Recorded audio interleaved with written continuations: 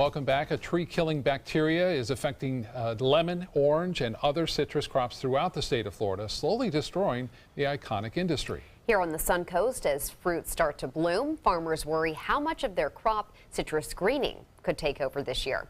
ABC 7's Jess Dowdrick is in the studio with more on this story tonight. Jess.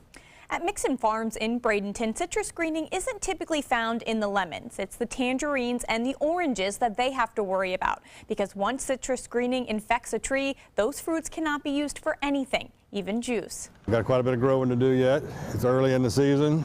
The oranges and lemons at Mixon Farms are still green. Owner Dean Mixon predicts that the fruits will be ready to pick by October.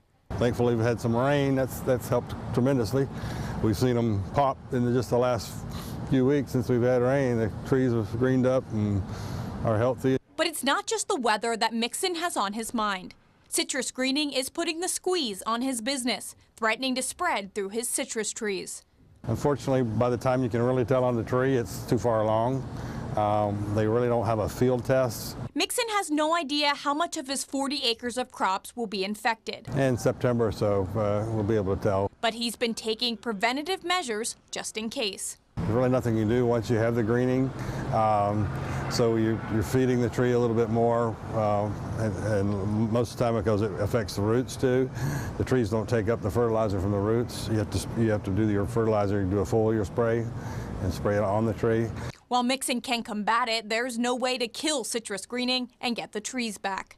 Florida Governor Rick Scott recently vetoed $37 million in the state budget that would help reimburse farmers for their citrus trees that were destroyed by citrus greening. Mixon says even when funding is approved, it almost always goes toward research. The problem is the growers themselves have not seen any of that funding come down to our level. It's not being dispersed to growers to help us replant. Citrus crops used to make up 80% of Mixon Farms sales. Now it's just 30%. Dean Mixon, along with a handful of other local citrus growers, plan to meet with Congressman Vern Buchanan next week. Mixon says he wants Buchanan to hear firsthand what's going on. Haley.